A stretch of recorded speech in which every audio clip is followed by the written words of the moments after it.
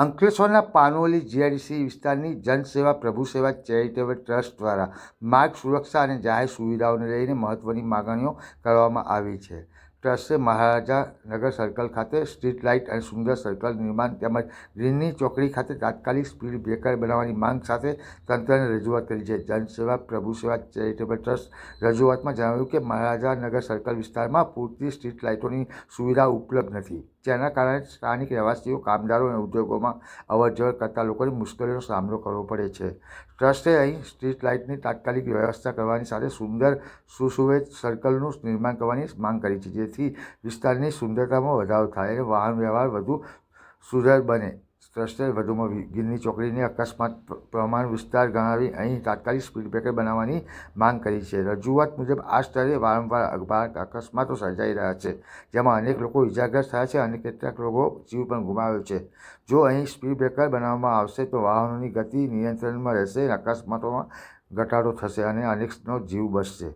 જનહિત અને માર્ગ સુરક્ષાને ધ્યાને રાખીને સંબંધિત તંત્રને આ બંને માગણીઓ પર સહાનુભૂતિપૂર્વક વિચારણા કરી તાત્કાલિક જરૂરી કાર્યવાહી કરવાની અપીલ કરી છે.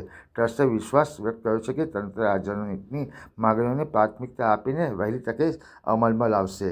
આજ રોજ અમારા પાનોલી જીઆઈડીસી વિસ્તારમાં જે એક સમસ્યા હતી એના માટે અમે આજ રોજ નોટિફાઈડ એરિયા તેમજ એસોસિએશન પ્રમુખને એક લેટર આપવામાં આવ્યું છે અમારી સંસ્થા દ્વારા, અને લેટરમાં ઉલ્લેખ કરવામાં આવ્યું છે કે જે અમારી પાનોલી જીઆઈડીસીમાં જે અમારું મહારાજાનગર છે, જે અમારા સંગાલી ગામની વચ્ચે આવેલું છે, અને મહારાજાનગર સર્કલ પાસે એક સર્કલનું નિર્માણ કરવામાં આવે તેમજ એક સ્ટ્રીટ લાઇટનું નિર્માણ કરવામાં આવે, તાકી જે અંધારું પણ થઈ રહ્યું છે ન થાય અને એક વ્યવસ્થિત જગ્યામાં લોકોને આવવા જવા ટ્રાફિક સમસ્યા થઈ રહી છે તે ન થાય.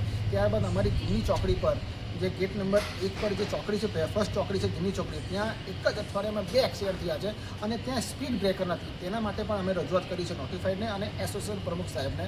તો એમને આજે એક લેટર આપ્યું છે લેખિતમાં, અને આવતા દિવસોમાં એ જે સમસ્યાઓ છે એ તાત્કાલિક એનું નિરાકરણ કરવામાં આવે તેવી અમે અમારી માંગ કરી છે, અને અમને વિશ્વાસ છે કે આ જે પણ સમસ્યા છે એ તાત્કાલિક એસોસિએશન અને નોટિફાઈડ દ્વારા દૂર કરવામાં આવશે. ધન્યવાદ.